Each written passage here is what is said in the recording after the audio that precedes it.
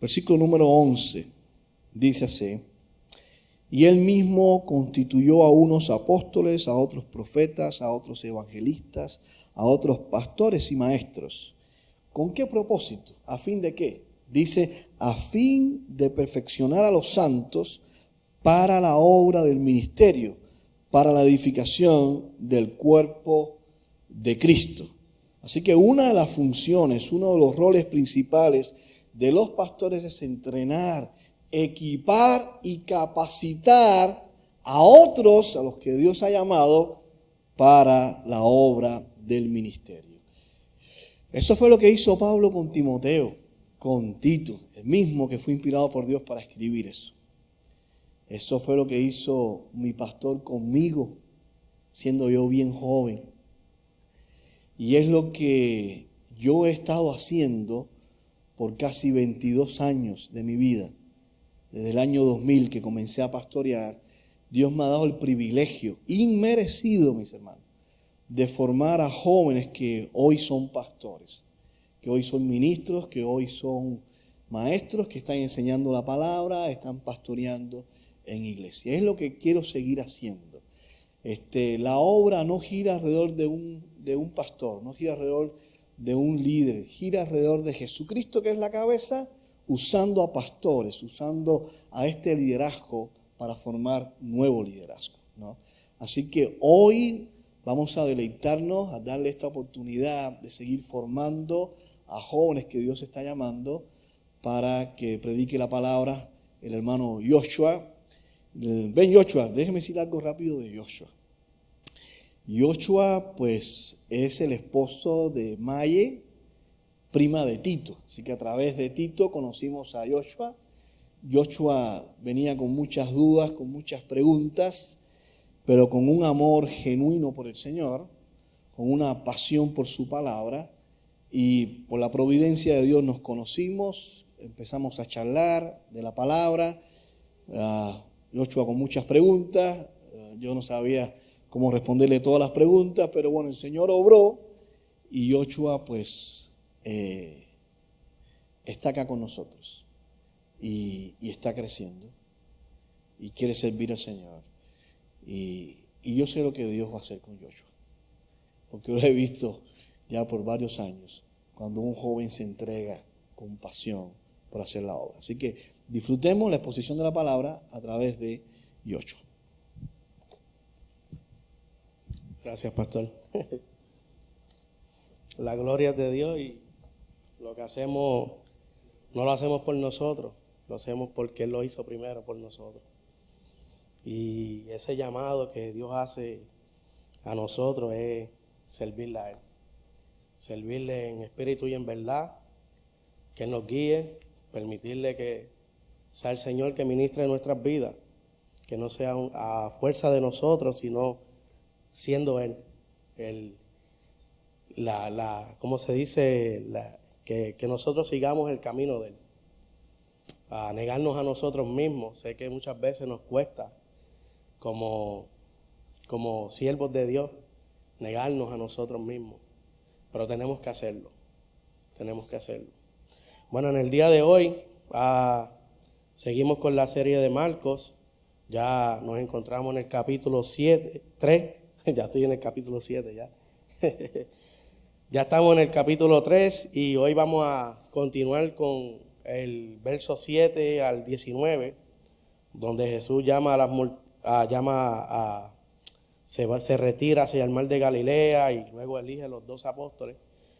Esta semana estuve estudiando este texto y créeme que me voló la cabeza muchas cosas porque no sabía toda la riqueza que había en estos pasajes bíblicos. Y fue increíble que no es lo mismo sentarse a escuchar muchas veces que sentarse a estudiar.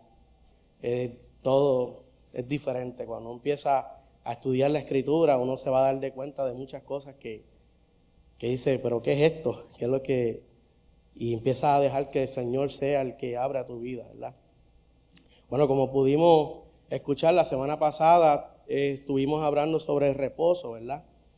Y cuando Jesús sanó al hombre de la mano seca, vimos a los herodianos que estaban con los judíos haciendo un junte para conspirar para destruir a Jesús. Bueno, los herodianos eso era lo que ellos estaban dedicados en ese momento, era destruir a Jesús. Lo podemos ver en la Escritura cuando trataron de hacerle la trampa a Jesús con lo de los impuestos. Los herodianos estaban ahí también. Y también estuvieron en la crucifixión de Cristo. O sea, que no eran hombres que estaban fáciles, por eso Jesús decide retirarse al mar de Galilea, en el que vamos a estar leyendo hoy, Marcos capítulo 3, versos 7 hasta el 19. Mas Jesús se retiró al mar con sus discípulos y le siguió gran multitud de Galilea y de Judea y de Jerusalén, de Idumea, del otro lado de Jordán y de los alrededores de Tiro y Sidón, oyendo cuán grandes cosas hacía. Grandes multitudes vinieron a él y dijo a sus discípulos que le tuviesen siempre lista la barca a causa del gentío, para que no le oprimiesen, porque había sanado a muchos, de manera que por tocarle cuantos tenían plagas caían sobre él. Y los espíritus inmundos, al verle, se postraban delante de él y daban voces diciendo: tú eres el Hijo de Dios. Mas él les reprendía mucho para que no le descubriesen. Después subió al monte y llamó así a los que él quiso. Y vinieron a él y estableció a 12 para que estuviesen con él y para enviarlos a predicar. Y que tuviesen autoridad para sanar enfermedades y para echar fuera demonios, a Simón, a quien puso por sobrenombre Pedro, a Jacobo, hijo de Zebedeo, y a Juan, hermano de Jacobo, a quienes apellidó Boanerges, esto es, hijo del trueno, a Andrés, Felipe, Bartolomé, Mateo, Tomás, Jacobo, hijo de Alfeo, Tadeo, Simón el cananista y Judas Iscariote, el que entregó, y vinieron a casa. Oramos.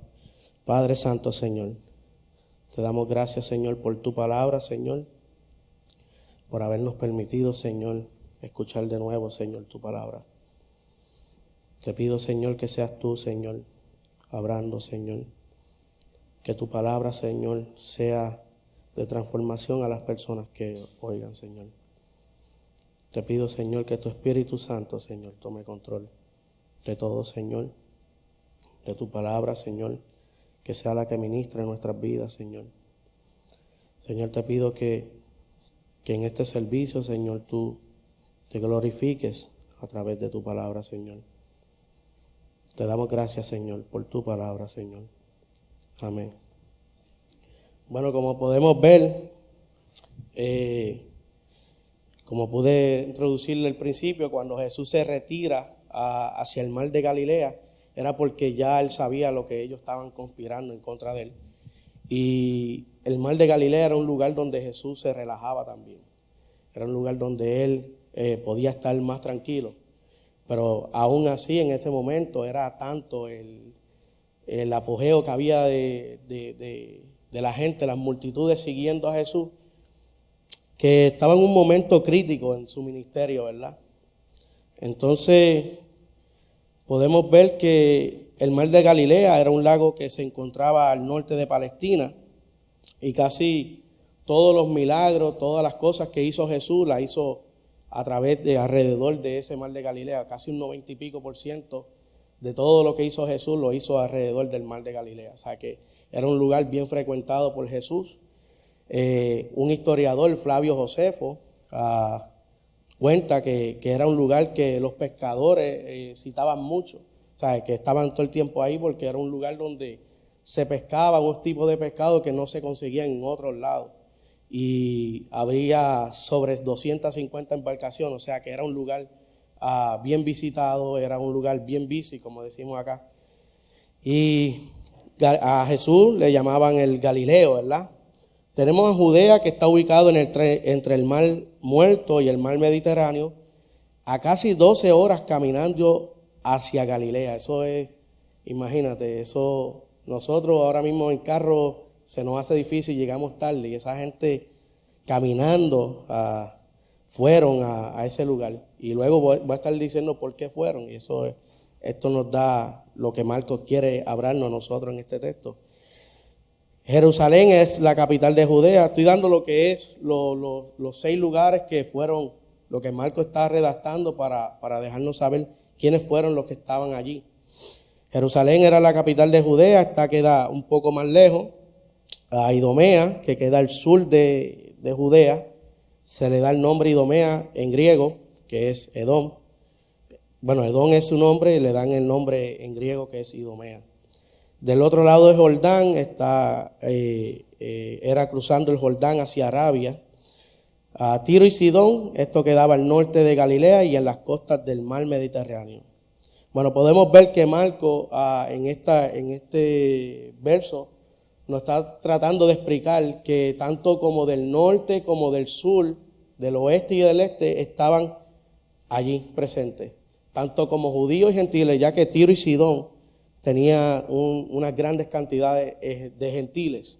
En Galilea también habían gentiles, o que lo que Marcos está tratando de explicar, que tanto de todos los lugares de alrededor del mar de Galilea estaban visitando, también habían judíos y gentiles. Y eso es importante porque ahí es que eso es lo que Marcos quiere entrar. Bueno, ¿por qué la gente venía? Eso es lo que el texto dice que oyendo cuán grandes cosas hacía, grandes multitudes vinieron a él. Ese es el detalle importante. Ellos vinieron porque oyeron las cosas que él hacía. O sea, no estamos hablando que vinieron porque oyeron el mensaje o oyeron quién era Cristo, no. Oyeron lo que él hacía. Hoy día, eso se ve. Se está viendo, yo lo veo todos los días en Facebook Live, cómo hacen campañas de milagros o campañas de sanidad. Y esos lugares se llenan por el sentido, por lo que puede hacer Jesús. Porque mucha de la gente, no todos, pero mucha de la gente van en busca de qué puedo sacarle a Jesús, qué beneficio yo puedo obtener de Jesús, sea financiera, incluso en las oraciones también. Muchas veces cuando oramos, vamos en busca de qué nos puede dar en nuestra oración. Y lo importante es quién es Cristo. Entonces, eso es lo que Marcos nos está dejando saber, que estas personas venían, quizás no con una mala intención, pero con una mala motivación. ¿Ves? Porque venían porque lo que estaba haciendo Jesús, pero no venían por quién era Cristo. Y, hermano, eso está pasando hoy en día. En muchas iglesias podemos pensarle que porque están llenas, pensamos que pues esa iglesia pues está predicando la palabra de Dios. O está una iglesia que está creciendo en personas, en multitudes, pues pensamos, ok, esa iglesia está bendecida, ese lugar está bendecido. No. La manera de nosotros poder identificar si esa iglesia de verdad está siendo bendecida es porque está sometida a su palabra. No por la cantidad de números de personas, sino porque esté creciendo espiritualmente bajo su palabra. O también pudiéramos pensar que porque está vacía es porque se está predicando la palabra bien. No, tampoco es así. No nos podemos dejar llevar por las multitudes, por los números de personas que pueden llegar a la iglesia. Simplemente tenemos que dejarnos llevar por lo que la palabra nos dice. Si esa iglesia está practicando la sana doctrina. Pudiera yo pensar que esas multitudes que estaban llegando ahí, muchos de ellos quizás escucharon el mensaje y quizás cuando Pedro dio el discurso, pudiéramos pensar que unas pocas personas de esas vinieron a convertirse a Cristo, ¿verdad? Pudiéramos pensar, pero Marcos nos está explicando que ellos no venían por el mensaje, venían por el milagro. Y siempre tenemos que estar atentos a qué es lo que nosotros en realidad estamos haciendo para el Señor. ¿Sabe? ¿Qué es lo que el corazón de nosotros está encaminados, ¿sabes? ¿En qué es lo que nosotros nos estamos enfocando?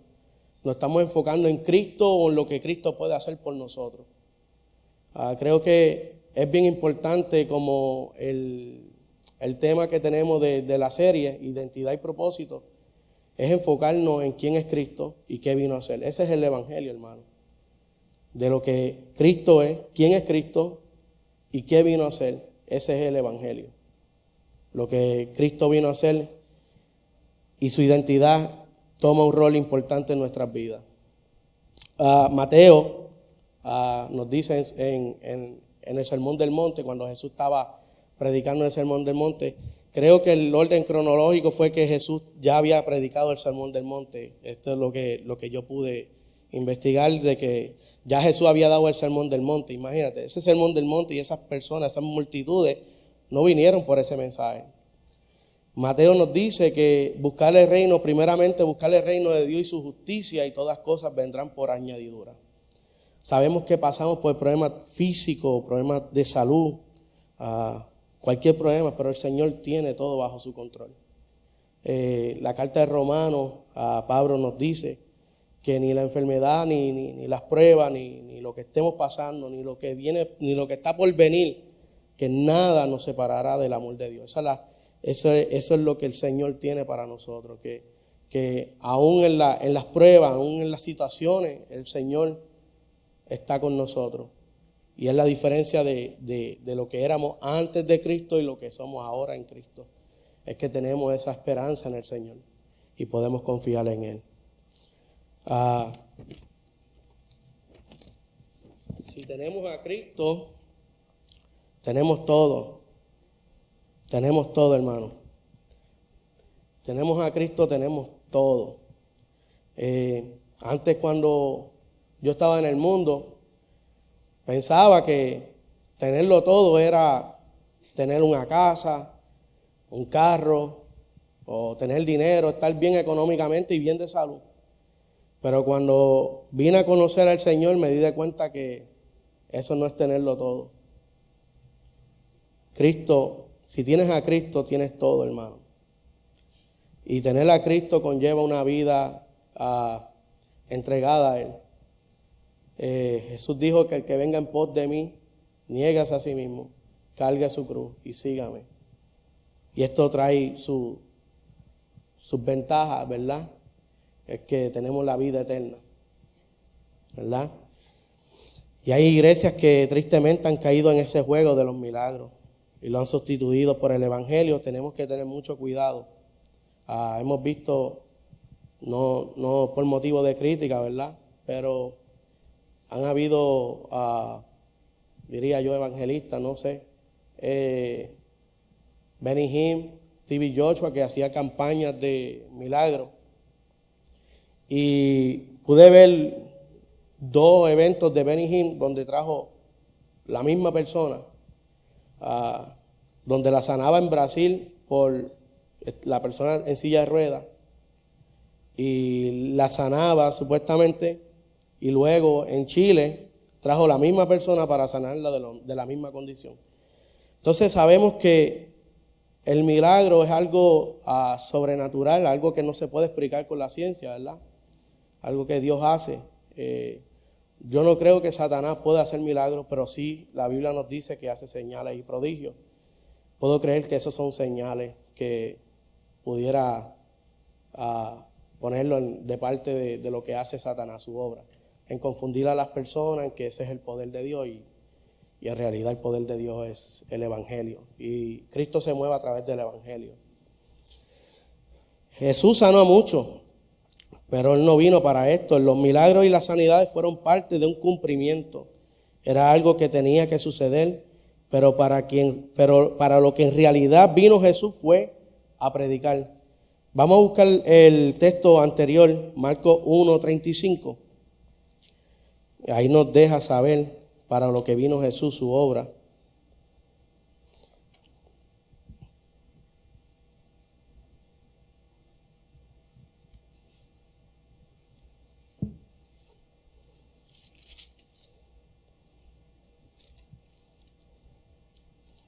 Dice, levantándose muy de mañana, esto fue Jesús cuando estaba en Galilea predicando, levantándose muy de mañana, siendo aún muy oscuro, salió y se fue a un lugar desierto y allí oraba.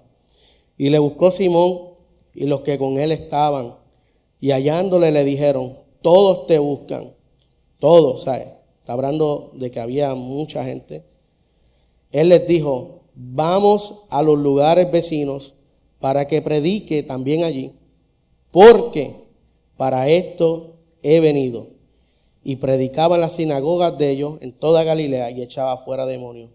Jesús sanaba. Vemos como cuando sanó el leproso, Jesús dice la Biblia ahí mismo que él tuvo misericordia del leproso. Él lo hacía como un tipo de señal para que era algo que se tenía que cumplir. Isaías 61 nos cuenta de que pues Jesús, que ese Mesías que iba a venir, iba a sanar también.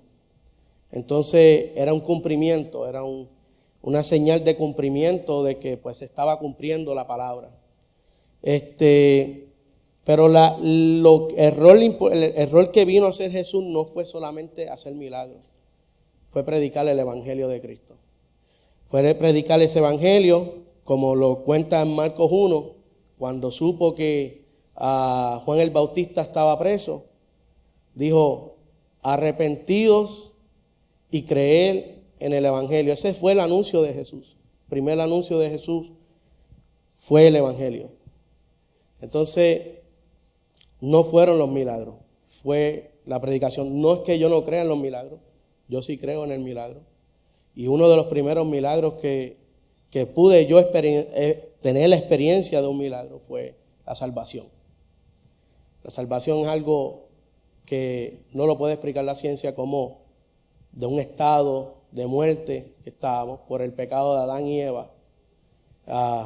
Habíamos sido destituidos de la gloria de Dios, estábamos bajo la justa ira de Dios. Ese pecado nos había alejado completamente de Dios. Cuando dice destituido era que ya estábamos cortos de llegar al Señor. Pero Cristo vino y puso su justicia en nosotros y nos dio vida eterna. Y ese es un milagro. Nos sacó, como en Efesios 2 dice, de una muerte espiritual a una vida. Creo que uno de los milagros que hacían los discípulos y Jesús era sacar a la gente también de la muerte. Yo para mí creo que mi convicción de que los milagros sí existen, pero es a través del evangelio. Cómo cambia las vidas, cómo las transforma, cómo las vidas que antes las personas decían: no, este varón, ese hombre no lo veo llegar muy lejos. Y de momento lo ve caminando con una Biblia, lo ve adorando al Señor y su vida transformada. He tenido experiencia con personas que han estado en vicios de droga, vicios de alcohol, cómo sus vidas han sido transformadas. Esto no lo puede transformar el gobierno, esto no lo puede hacer cualquier otra persona, tiene que ser Cristo. Mi vida, si yo no la entregaba a Cristo, iba rumbo a perdición también. Creo que todos nosotros estuvimos en ese barco, donde íbamos a un destino que pudiera ser fuerte, ¿verdad?, para nosotros. Bueno, cuando Jesús les dice a sus discípulos que tuvieran siempre la barca lista, ¿verdad?, para que no lo oprimiesen. Estuve buscando lo que era ¿cómo se dice? El significado de eso, ¿verdad? Lo oprimiesen, y en otras versiones dice para que no lo aplastasen o no lo apretujaran. O sea que la gente se le estaban tirando encima, literalmente encima de Jesús. ¿Sabe? Para ser sanado. Literalmente se le estaban tirando encima. Los espíritus inmundos, hermano, reconocían algo que no estaban viendo las multitudes. Las multitudes veían a Jesús el que sanaba, el que hacía milagros, el que liberaba. Y los espíritus inmundos veían la identidad de Cristo. Pero no lo hacían por una buena actitud, lo hacían por desacreditar a Jesús. Le decían, se postraban y lo llamaban el Hijo de Dios. Y Jesús los mandaba a callar. Era un inútil intento de hacerle inofensivo. Estos clamores de reconocimiento estaban diseñados para controlarle y despojarlo de su poder, de acuerdo con el concepto de que el conocimiento del nombre preciso o la calidad que una persona le confiere señorío sobre él. Básicamente era como que lo que ustedes están escuchando, bueno, las personas, la gente, las multitudes, al ver los espíritus inmundos diciendo tú eres el Hijo de Dios, pues eso les restaba un poco de credibilidad a quién es Jesús. Eso es lo que ellos querían hacer, rendirle como una trampa.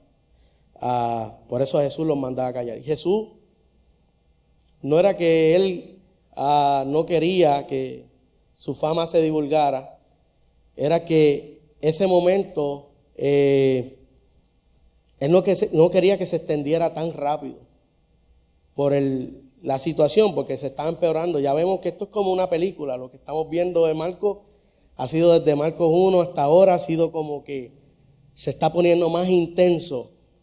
La acción está aumentando de cada texto. Cuando lo estamos leyendo, vamos viendo cómo se está poniendo más crítico el ministerio de Jesús, donde ya no le dejan el espacio a Jesús. Los fariseos, las multitudes, los espíritus inmundos, todos siguiendo a Jesús. Increíble.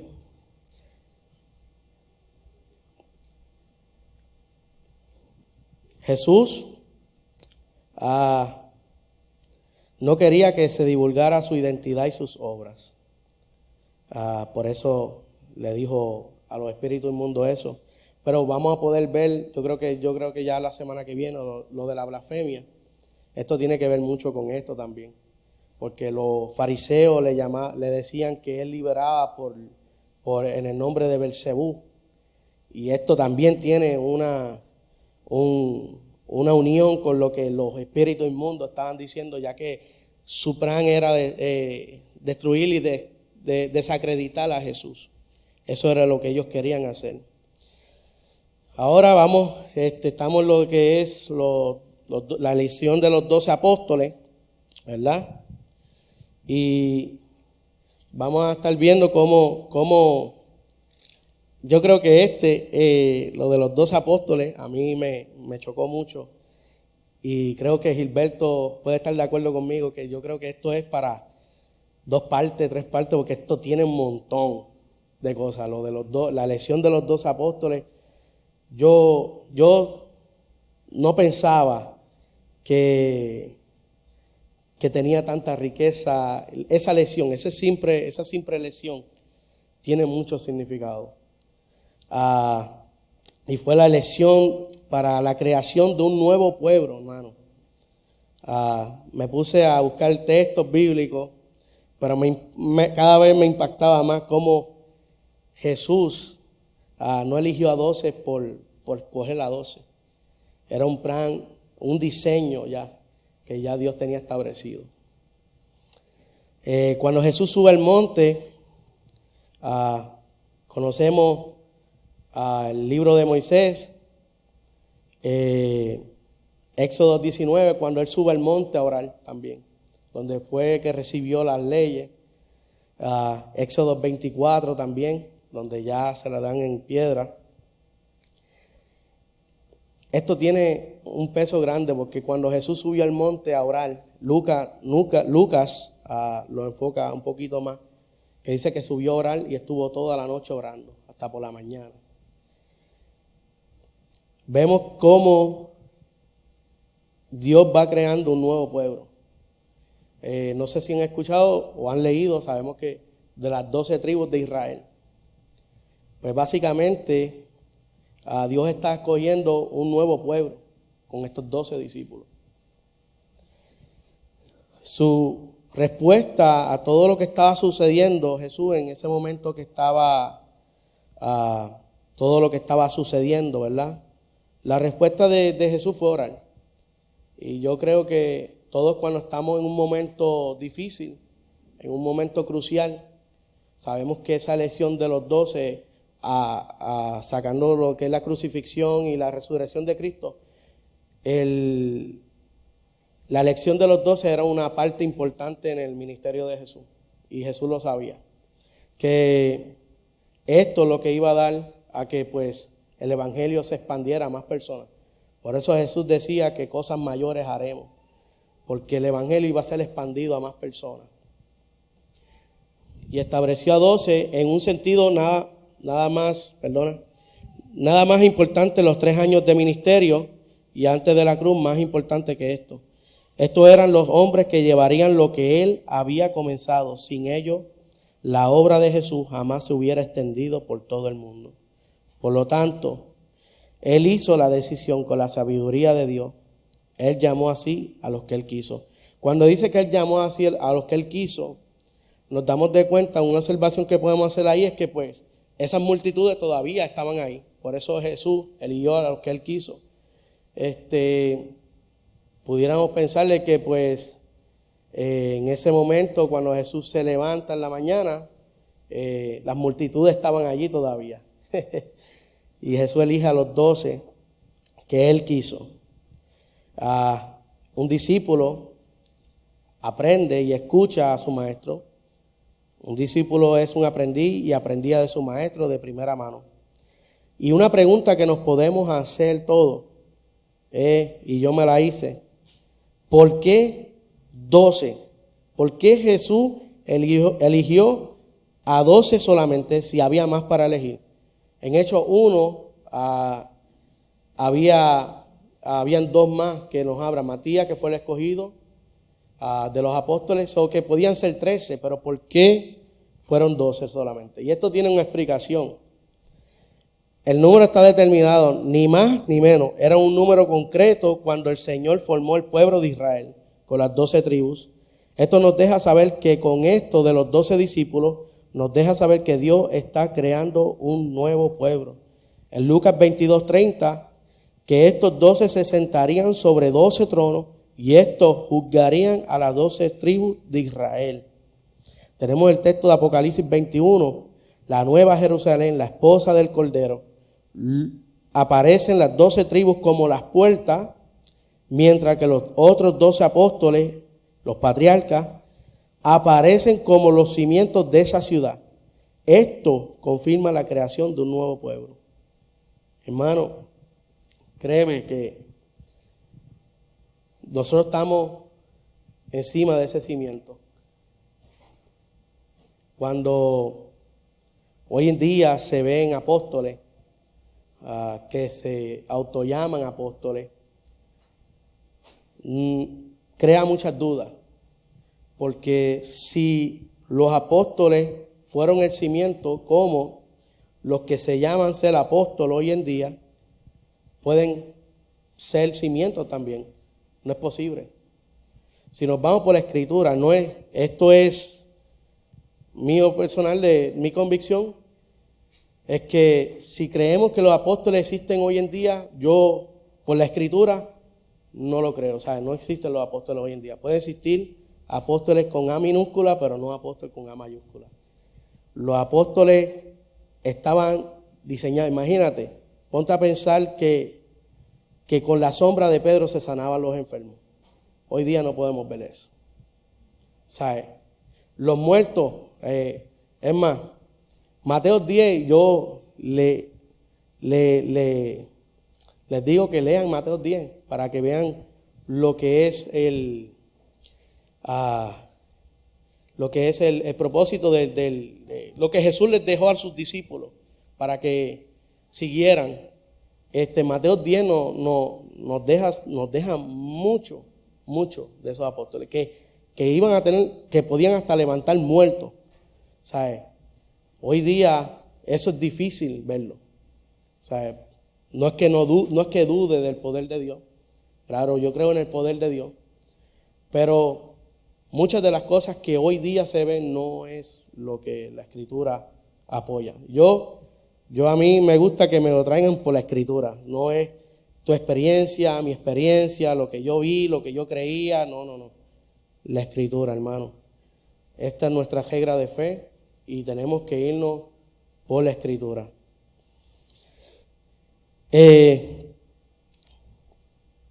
Y otra de la palabra que Abras fue que escogió a 12 para que estuvieran con él. Ellos tenían que estar junto a Jesús y aprender de él. Nos muestra esa relación que todo aquel que forma parte de ese cuerpo de Cristo o de ese llamado debe tener con Jesús. Y para enviarlo a predicar. Eso fue una de las partes que Jesús le dice para enviarlo a predicar.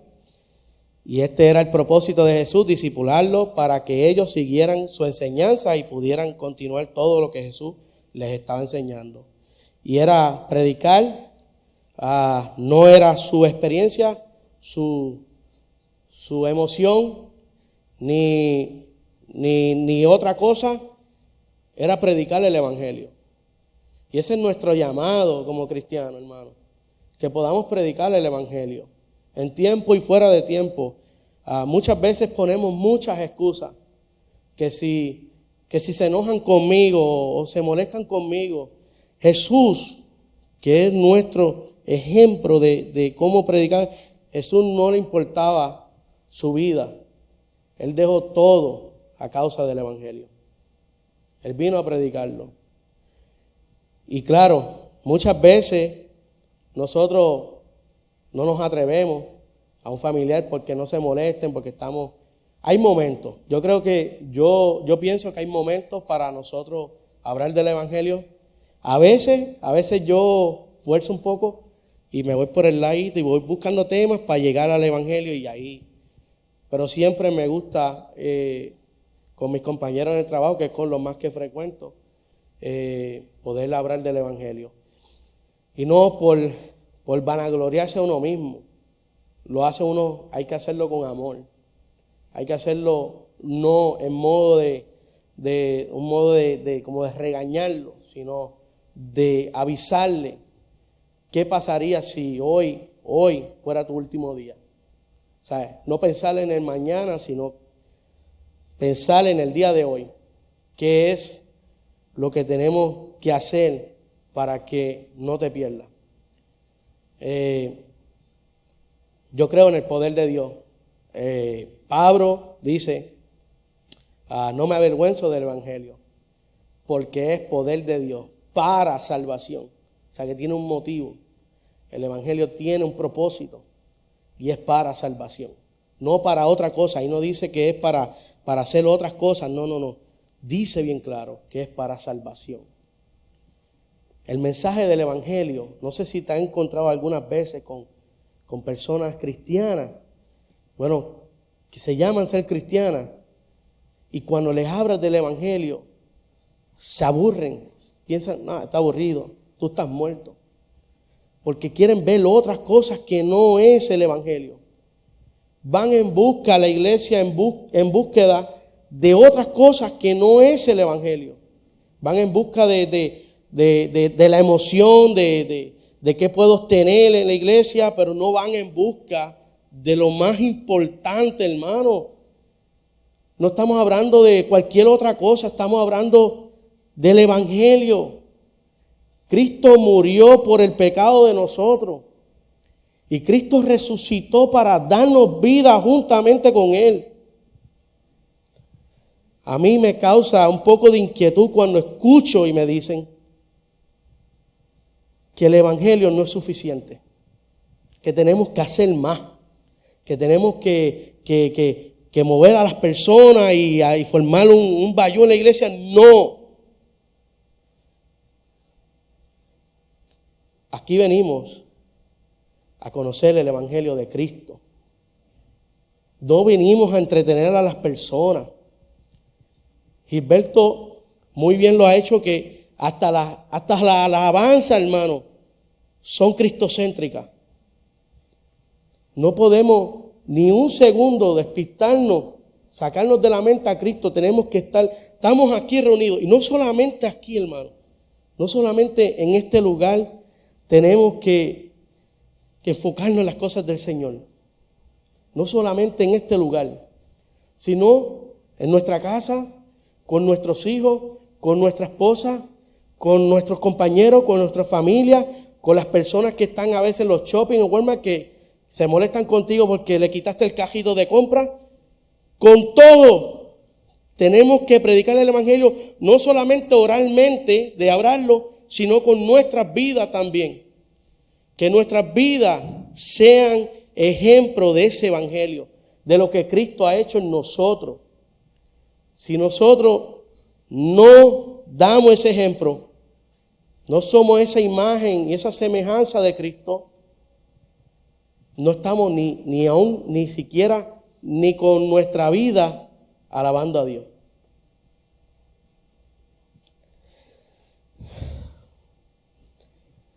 Podemos ver cómo, al parecer, el nombre de los 12 discípulos, déjanos brincar lo de la autoridad para sanar, espérate.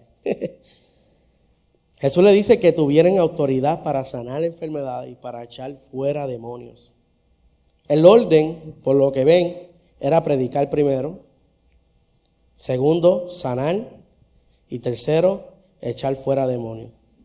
Ese era el orden para los apóstoles. Creo que en Mateo 10, y vuelvo y lo digo, los animo a que lo lean, Mateo 10, lo lean completito, la elección de los 12, porque Marcos se enfocaba más en enfocar las obras de Jesús, pero Mateo se enfocaba más en el mensaje de Jesús. Y ahí podemos ver el mensaje de Jesús en Mateo 10. Podemos ver que Jesús eligió a Pedro y a Andrés, eran pares de hermanos, Jacobo y Juan, hermanos, que eran pescadores, Felipe y Bartolomé, también llamado Natanael. Juan 1:45 nos da la explicación de eso. Tomás, su nombre significa gemelo, y Mateo, que lo estuvimos estudiando hace poco, era Leví. Jacobo, hijo de Alfeo, y Tadeo, también llamado Judas, hijo de Santiago, en Juan 14:22. Simón el cananista y Judas el Iscariote. Hay muchas conexiones interesantes con estos grupos. Hay hermanos, Jacobo y Juan, Pedro y Andrés, asociados de negocio.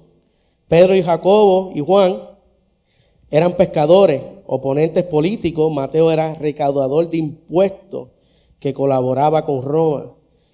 Y Simón el cananista, que odiaba a los romanos. Y uno que traicionaría a Jesús, Judas Iscariote. Marcos nos da una nota para los gentiles, a traducir Bonalgue, el cual significa los hijos del trueno, y quizás una referencia a la ardiente disposición de Jacobo y Juan. En Lucas 9:54, cuando ellos están diciendo al Señor que descienda fuego desde el cielo, se cree que ese apodo de los hijos del trueno, se cree, no digo que es, viene de ahí, de eso, cuando ellos dijeron, ¿quieres que descienda fuego desde el cielo como hizo Elías? Se cree que ese nombre de los hijos del trueno viene de ese texto, ¿verdad? Cananista no tiene nada que ver con el lugar geográfico, es la palabra hebrea para celoso, identificando a Simón como un miembro del grupo radical de los celotes. El apellido Iscariote de Judas probablemente indica de que él era un hombre de Queriot, y así quizá él era el único de entre los 12 de la región de Judea. Y Judas el Iscariote, el que lo entregó, la elección de Judas era tan importante como la elección de cualquier de los otros discípulos. Pero muchas personas se preguntan por qué Jesús escogió a Judas. Ahí entran muchas preguntas, ¿verdad? ¿Por qué Jesús escogió a Judas si sabía que lo iba a traicionar? En una Jesús le dice que sabía que era del diablo, ¿verdad? Jesús sabía qué es lo que iba a ser su propósito en eso, ¿verdad? Tuve un comentario de un teólogo que dice, un maestro teólogo de teología, que dice, ¿por qué? Que un estudiante le pregunta, ¿por qué Jesús escogió a Judas Iscariote para ser su discípulo? Y el maestro le replicó, no sé por qué, pero tengo una pregunta más difícil. ¿Por qué Jesús me eligió a mí? Es increíble. Yo creo que a veces nos podemos cuestionar a Judas, pero si ponemos nuestra vida en la balanza de Judas, también íbamos en ese rumbo, ¿verdad? La pregunta que pudiéramos hacer, ¿verdad?, es que ¿en qué grupo estamos? O sea, ¿en qué grupo estamos? ¿Estamos en el grupo de las multitudes, que estamos solamente por lo que Cristo hace, o estamos en las multitudes o en el grupo donde estamos por quién es Cristo? Creo que sería bueno que todos estuviéramos en quién es Cristo. Eso es lo primordial. Creo que fuera de eso no hay otra cosa más.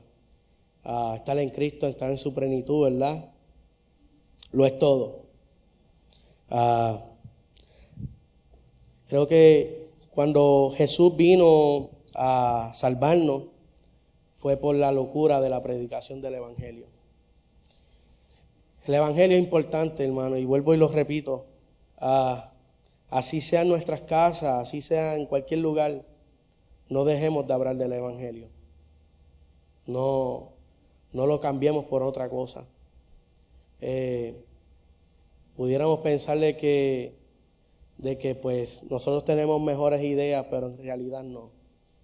En realidad las ideas de nosotros pasan a un segundo plano ya. Pablo dijo, y esto es algo que nos toca, ¿verdad? Pablo dijo que ya no vivo yo, mas Cristo vive en mí. Y la vida que ahora vivo, la vivo por fe en el Hijo de Dios. Es increíble, hermano, cómo nos despojamos de nuestra vida. Vemos cómo los discípulos se despojaron de todo. En el principio, cuando Jesús los llama en Galilea, ellos no cuestionaron: Jesús, pero ¿para qué tú no estás llamando? ¿Para qué tengo que ir para allá? No, ellos no cuestionaron. Ellos se despojaron de todo. Y eso es nuestro llamado, dejarlo todo por Cristo. Cuando digo dejarlo todo por Cristo, es dejar todo lo que acarea tu mente. Si antes, mira, a mí me gusta el baloncesto. A mí me gusta el baloncesto. Y no digo que está mal, no digo que es un pecado, jamás y nunca. Es buenísimo. Pero el baloncesto me quitaba tiempo con la palabra de Dios. Porque no tan solo yo lo jugaba, sino yo lo debatía también. Y era bien apasionado con el baloncesto, con las noticias, NBA y esto, y estaba bien enfocado en todo eso. Y eso me quitaba todo. Yo tuve que despojarme de eso. Y ahora, cuando tengo tiempo, juego. Cuando tengo tiempo. Pero primero, como dice Jesús, primeramente buscar el reino de Dios y su justicia, y todas las cosas nos vendrán por añadidura. Es lo más importante. No podemos poner a Dios en un segundo plano. Creo que eso es lo que muchos lugares o muchos sitios está pasando. Si hay una iglesia que ha cambiado, ha sustituido el Evangelio de Cristo por otras cosas, sea lo que sea, o por lo que venían estas multitudes, no le llames iglesia. Esas iglesias no son iglesias, son cruz sociales. Son lugares donde van a entretenerse.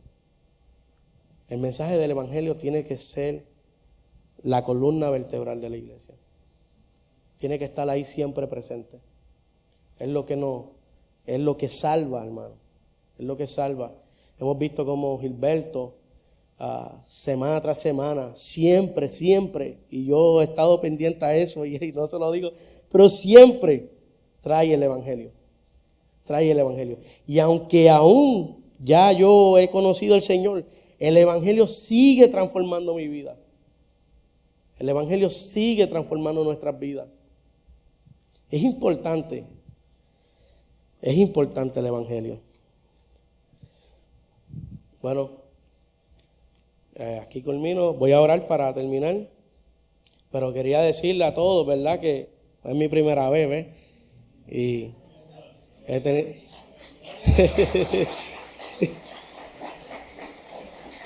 Le iba a pedir primero que tuvieran paciencia, ¿verdad? Porque pues no, pero de esta aprendemos. Y yo sé que lo hago por el amor al Señor.